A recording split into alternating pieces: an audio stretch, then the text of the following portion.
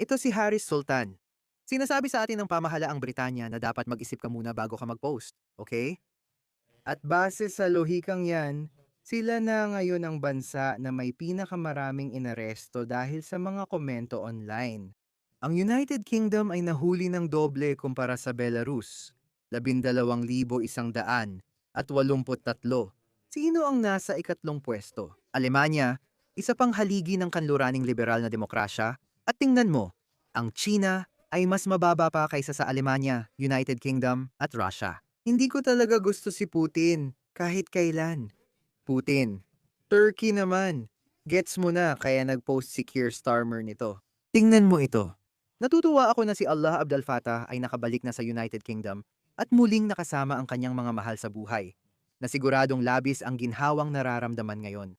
Gusto kong magbigay pugay sa pamilya ni Allah at sa lahat ng nagtrabaho at nagkampanya para sa sandaling ito. Mula nang maupo kami sa pwesto, naging prioridad ng aking pamahalaan ang kaso ni Allah. Nagpapasalamat ako kay Pangulong Sisi sa pagbibigay ng pardon. Sige, gusto mo bang malaman kung sino si Allah Abdel Fattah? Siya ito. Mga mahal kong Zionista, huwag na huwag ninyo akong kakausapin. Isa akong marahas na tao na nagtaguyod ng pagpatay sa lahat ng Zionista, kabilang ang mga sibilyan. Kaya umalis kayo. Yan din ang sinabi niya. Pwede ba tayong bumalik sa pagpatay ng mga Zionista? Pakiusap? Mukhang mas nagiging marahas sila kapag nananatili tayong mapayapa. Dagdag pa niya. At saka, bakit? Paminsan-minsan, sinasabi kong natutuwa ako kapag may napapatay na sundalong Amerikano at sinusuportahan ko ang pagpatay sa mga Zionista, kahit sibilyan. Sinabi niya, mahal na international na PhD student, ako ay rasista. Ayoko sa mga puti, kaya umalis ka na. Dagdag pa ni Al-Fatah, muling pinatutunayan na hindi maliligtas ang sangkatauhan hanggat hindi natin nililipol ang lahat ng puti. At sa loob ng panaklong, sinabi niya, ilan sa pinakamalalapit kong kaibigan ay mga puti. Anong klasing baliw ang taong ito? Kaya, dahil sa sobrang kabaliwan niya, inaresto siya ng pamahalaan ng Ehipto at nakulong siya ng 10 taon at nakalimutan na siya. Wala akong pakialam sa kanya, Ehipto. Kayo na bahala sa taong yan. Pero nasa United Kingdom ang pamilya niya at ayaw nilang tumira kasama siya. Kaya nakalabas siya noong Setyembre, ngayong o nakaraang taon. Hindi ko alam, hindi mahalagang detalye. Pero hindi siya pinayagang bumalik sa United Kingdom. May pamilya siyang Muslim, anak na lalaki, asawa, at ina. Ayaw nilang tumira kasama ang anak nila sa Ehipto.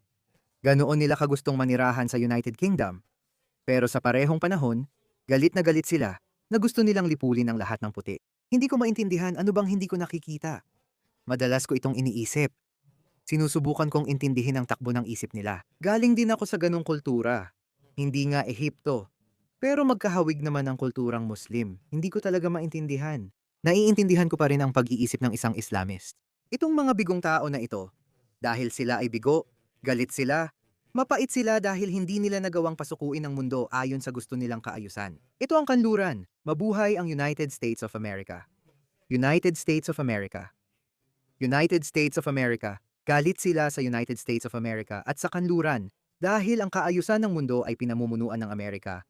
Ganyan ang nangyayari kapag natalo ka sa digmaan, hindi mo na makokontrol kung paano patatakbuhin ang mundo. Kaya naiintindihan ko ang kanilang pag-iisip. Galit sila, frustrado sila, hindi nila ang kaayusan ng mundo, pakiramdam nila ay napahiya sila, malas lang. Pero ang hindi ko maintindihan ay ang pag-iisip ng mga kaliwang politiko sa kanluran, tulad ni Kiyostama. Gusto niyang patayin ka pati pamilya mo. Gusto kang lipulin, pero nagpapakababa ka pa rin para sa kanya. Bakit? At nakita mo na ba talaga ang mga panawagan ng mga kilalang tao tulad ni Piers Morgan na nagsasabi niyan? Paano kung sa United Kingdom ay maging minorya na lang ang mga puti? Kaya ang lungsod ng London ay 3-6% na lang ang puti at nangyari yan sa nakaraang, ewan ko, 40 taon. Pero sa England, mga 70% pa rin ang puti. Inglaterra. Oh, Sige, 1,900 yon. sige kaya nag-evolve na tayo. Papunta na kayong maging minorya rito kaya walang gustong magsabi niyan. Sa tingin ko pwede kang arestuhin kapag binanggit mo yan dito, parang white supremacy ang katutubong populasyon. Isa itong estadistikal na katotohanan na sa tingin ko, pagdating ng 2,100 magiging minorya na tayo. Puting bansa. 2,063. Hanggang ngayon. O sige, May nabasa ako kamakailan. nagbabago ang mga numerong ito. Tanong ko lang, ano ngayon?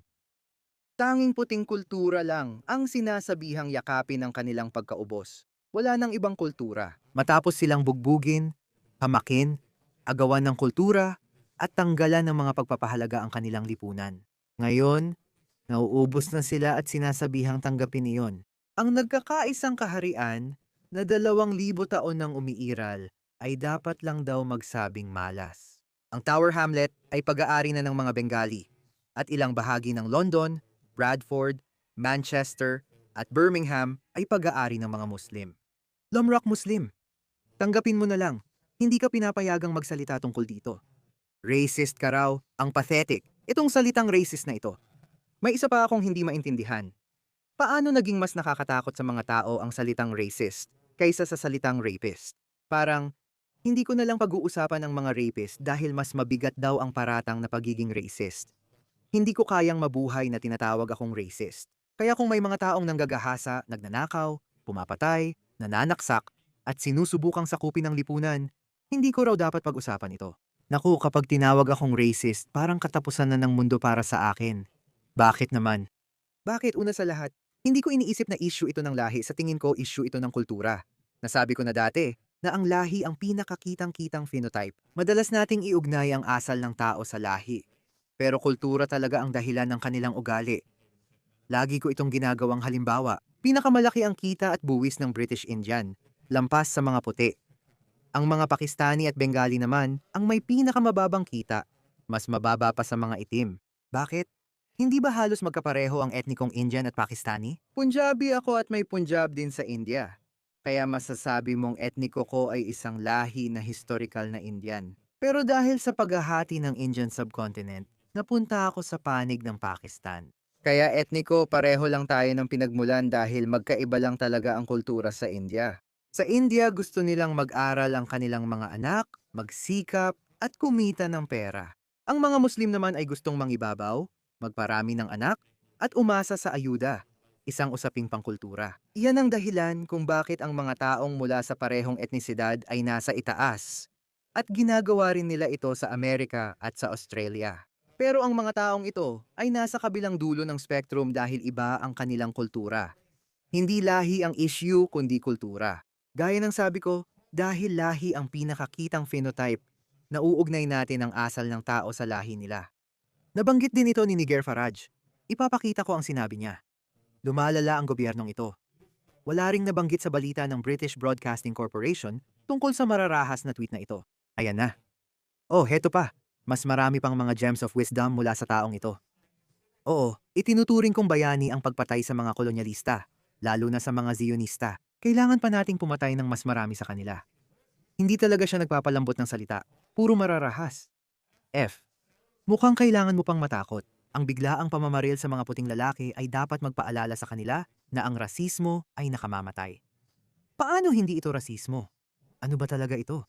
At itong kawawang punong ministro? Sa tingin ko si Anthony Albanese ang pinakamasamang punong ministro ng Australia at si Keir Starmer naman sa Britanya. Mula pa noong panahon ni Sir Robert Walpole. Walpole yata ang pangalan niya. Nagkaroon na kayo ng mga 70 o 80 punong ministro mula noon, mas marami pa kaysa sa punong ministro na nawala ang Estados Unidos. Sobrang sama, sobrang nakakaawa. O tingnan mo, ang dami pa nila. Kaya ba iniisip ng matatalinong aso at unggoy ng Britanya na ilalantad ng mga terorista ang plano nila sa Twitter? Niloko tayo ng Britanya at binigyan ng masamang lupa. Tapos inabuso natin ang mga Ehipsyong palachin na pinagtatrabaho kapalit ng kaunting pera. Kita mo galit siya sa gobyerno at lahat ng bagay tungkol sa Britanya. Pero gusto pa rin niyang manirahan sa Britanya. Ibalik ang mga batas laban sa pagtataksil. At tingnan mo ang coverage ng British Broadcasting Corporation. Nako, tingnan mo ito. Ipakikita ko sa iyo ito. Ang Britanikong Ehipsyong manunulat at aktivistang pro-demokrasya. Tingnan mo kung paano ako napapangiti para sa iyo. Hindi ko akalaing ako rin ang nag-post ng mga tweet na pinakita ko sa iyo kanina. Dumating na si Alaa Abdel Fattah sa United Kingdom matapos tanggalin ng Ehipto ang travel ban sa kanya. Tama si Sese na arestuhin ang ekstremistang ito. Tingnan mo, sino ang nagbabantay o nagpoprotekta sa kanila? Mga Toryo, by the way. Pinabilis ng mga Toryo ang kanyang United Kingdom citizenship para maipilit nila sa pamahalaan ng Ehipto na ibalik siya sa United Kingdom. Tingnan mo ang coverage ng British Broadcasting Corporation.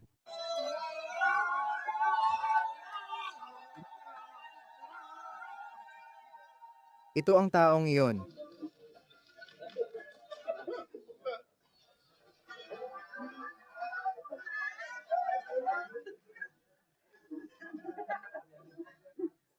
Noong Setyembre 23, 2025, kaya pansamantalang itinago nila ito. Ito ang taong nagbanta ng genocide laban sa mga puti. Sariling salita niya ito. Pansinin ang dalawang antas ng pagpapatupad ng batas sa United Kingdom, kaya sa kaliwa, makikita mo ang komedyanteng si Graham Linehan. Inaresto siya ng mga armadong pulis sa isang paliparan sa London. Ilang buwan matapos mag-post ng mga komento online tungkol sa mga transgender, napaka-inosente ng mga komento. Ang dahilan ay dahil pabirong nagbigay siya ng mga komento tungkol sa mga trans. Ang ating karapatan na pagtawanan ang mga ideya ngayon. Ang lalaki sa kanan, isang British-Egyptian na aktivista, ay inaresto sa Egypt noong 2021 dahil sa kanyang labis na rasistang pananaw. Kung gusto mong makita ang itsura ng ticking time bomb, siya yon. Pinag-uusapan niya ang tungkol sa pagpatay ng lahi, paggawa ng karahasan laban sa mga ordinaryong sibilyan, at lantaran niyang pinupuri ang mga teroristang pag-atake sa pinakatahasang paraan. Hindi siya naglagay ng filter. Dati na niyang tinawag na krimen laban sa sangkatauhan ang Zionismo. Mas mababa pa nga yan kumpara sa listahan ng mga bagay na sinabi niya. At gumawa siya ng mga pahayag na sumusuporta sa karahasan laban sa mga puting lalaki. Paulit-ulit nakiusap ang pamahalaan ng Britanya sa Ehipto para sa kanyang pagpapalaya at pagbabalik sa United Kingdom at nagtagumpay sila. Tingnan mo itong Kia. Matagal nang tinangkang palayain ni Starmer. Noong Nobyembre 2022 ito nangyari, kaya tiyak na alam at naipaliwanag na ito sa kanya. Pero pakinggan mo kung ano ang sasabihin niya. Nakakatawa talaga ito. Napaka-ipokrito kung ang pagkukunwari ay may muka. Ito na yon. Maaari ko bang simulan sa kaso ni Ala Abdul Fattah tulad ng sinabi ng punong ministro, isa siyang Briton. Nakakulong dahil sa krimen ng pagpo-post sa social media. Oh, nakakulong siya dahil sa krimen ng pagpo-post sa social media. Oh, ang tanga niya. Seryoso, sobrang baba niya. Ipapakita ko sa iyo ang isang bagay. Okay, ito ang paborito kong stat. Ang nagkakaisang kaharian ang nangunguna sa mga bansa pagdating sa pag-aresto ng mga tao dahil sa krimen ng pagpo-post sa social media. Sinabi niya noong 2022 sa kanyang talumpati na parang malaking kasalanan ito. Tingnan mo to. Ang nagkakaisang kaharian ay nahuli ng doble ng dami ng tao kaysa sa Belarus.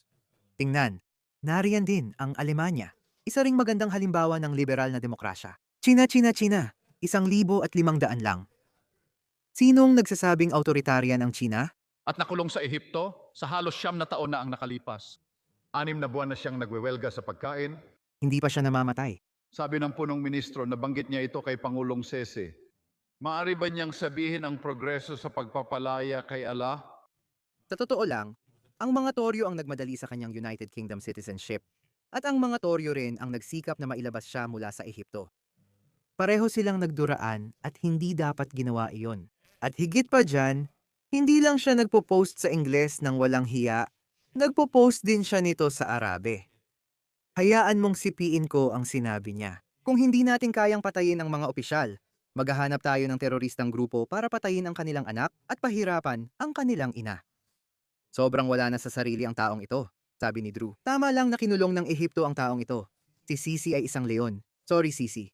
Ang mga kanluraning gobyerno, na akala mo mas banal, pumupunta sa Ehipto, United Arab Emirates o Saudi Arabia para pagsabihan sila ukol sa karapatang pantao. Mas magaling silang gumawa nito, kaya hayaan nyo sila, kilala nila ang mga taong ito. Hindi ito tungkol sa tapang, kaliwa versus kanan, o debate ng magkaibang polisiya. Ito ay banta sa ating sibilisasyon. Naniniwala ako na kailangan nating ibalik ang mga batas laban sa pagtataksil sa bayan. Sa Australia, maaari kang makulong ng 15 taon at ma-deport kung may dalawa kang nasyonalidad kapag sinunog mo ang bandila o binanggit ang kamatayan sa Australia. Kung ayaw mo sa bansang ito, hindi ka namin kailangang patuluyin. Hindi namin kailangang gawin yon. Kung hindi natin gagawin ang mga hakbang na ito ngayon, makakakita tayo ng biglang pagtaas ng far-right extremism. Mangyayari yan. Iyan mismo ang nangyayari sa Britanya. Nasa bingit ng digmaang sibil ang Britanya. Mga kaibigan, may seryosong bagay akong gustong talakayin. Ang pagsusunog ng bandila ng Amerika Walahi. Magandang tingnan pero kulang pa rin. Kailangan nating sunugin ang bawat kapitalista at imperialistang sistema na umiiral. Kailangan nating sunugin ang gobyerno ng United States na kilala rin bilang global. Organisasyong terorista hanggang sa mismong lupa. Hindi na natin dapat hayaan ang pinakamalulupit at masasamang tao na mamuno dahil gagawin nilang bangungot ang mundo para sa lahat. Sige lang, ituloy mo ang pagsusunog ng nakakadiri, dugong at walang kwentang bandila ng Estados Unidos na gawa ng mga may-ari ng alipin. Wala akong pakialam. Siguraduhin mong ginagawa mo ang parte mo para buwagin ang mga sistemang nagpapahintulot sa kalapastanganan. Salamat at palayain ang Palestina. Kamatayan sa Amerika. Ibalik ang mga batas laban sa pagtataksil. Pasensya na, alam kong iba ang pananaw ng Amerika sa malayang pananalita. Dapat may hangganan ang malayang pananalita sa sistema. Hindi dapat bigyan ng malayang pananalita ang gustong pabagsakin ng konstitusyon o pamahalaan ng United States. Ganoon din sa mga gustong pabagsakin ng konstitusyon, pamahalaan o estado ng Australia. Hindi natin dapat bigyan sila ng kahit anong karapatan, lalo na magsalita. Walang karapatang ibibigay sa inyo. Ang karapatan lang nila ay manahimik at makulong ng matagal. Iyan lang ang dapat nating ibigay sa kanila. Kaya pinipilit tayo ng ating mga gobyerno na baguhin ang ating paraan ng pamumuhay. Pero wala silang ginagawa laban sa mga taong ito, ang mga Islamista at mga ekstremistang malayo sa kaliwa. Nabanggit ko na ito noon. Sikat ang Alemanya sa mga pamilihan tuwing Pasko. Halos wala ng pamilihan tuwing Pasko ngayon. Nitong taon, napigilan nila ang 2 teroristang pag-atake na tinarget ang mga batang kumakain ng vanilla ice cream. Maliban sa kakaunti at malalaking pamilihan, halos wala ng Pasko market sa Alemanya na direktang nakaapekto sa pamumuhay ng mga Aleman. Binago na nila ito nang hindi mo na makilala at sinasabihan ka pa ring yakapin ang multikulturalismo. Masaya ang mga tao sa multikulturalismo hanggang sa dumating ang mga Islamist, lalo na sa 2 at 3 henerasyon. Tulad ng ipinakita ko sa iyo tungkol sa taong ito, itong Ehipsyong ito. Tingnan mo siya. Tingnan mo ang laso na nilalabas nila. May kailangang mangyari. Hindi pwedeng magpatuloy ng ganito. Tingnan mo ito. Tingnan mo ang mga panguudyok na ito. Nangyari ito sa Manchester. Hinarap ni Charlie Beach ang Muslim na ito. May Christmas market, tapos nagpapatugtog ng Islamikong recitation ang mga Muslim. Bakit? Anong pakialam ninyo? Bakit ginagalit ang mga tao? Maaring kawalang galang ito o pagpapakita lang ng lakas. Sige, pwede ba akong magsabi ng isang bagay? Isang tanong lang tapos titigil na ako. Bakit ninyo nilalapastangan ang Pasko sa pamamagitan ng pagpapatugtog ng mga Islamikong recitation? Oo, pero Christmas market ito. Halika na, buong lungsod naman meron kayo. Alhamdulillah, alhamdulillah. Alhamdulillah. Hindi ko kinamumuhian ng mga Muslim. Paano ko kayo kamuhian ng mga Kristiyano? Baka kayo ang may galit sa mga Kristiyano? Huwag mong sabihin hindi mo kailangang sabihin sa kanila. Hindi ko kinamumuhian ng mga Muslim. Wala sa inyo. Iwas lang yan. Bahala na.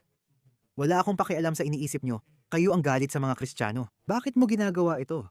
Bakit mo malakas pinapatugtog ang recitation ng Quran sa isang Christmas market? Bakit hindi mo ako nakikitang pumunta sa mosque at magpatugtog ng malalakas na Kristiyanong kanta? Hindi naman ginagawa yan ng mga Kristiyano. Ateista ako. Hindi ako naniniwala sa Kristyanismo. Pero malinaw kong nakikita yan. Kalokohan ito. Bakit? Sa Britanya, inaaresto ang mga Kristiyanong nangangaral sa kalye. Pero hindi ang mga Muslim. Tingnan mo ang babaeng Muslim na ito. Hindi ka bagay dito. Ako nababagay kaya sinisira at ginugulo ko hanggat kaya ko. At sinasamantala ko ang iyong ari-arian. Lahat ng ari-arian dito ay Swedish na kasangkapan. Sinusulit ko talaga ito. Sinasamantala ko ito ng todo.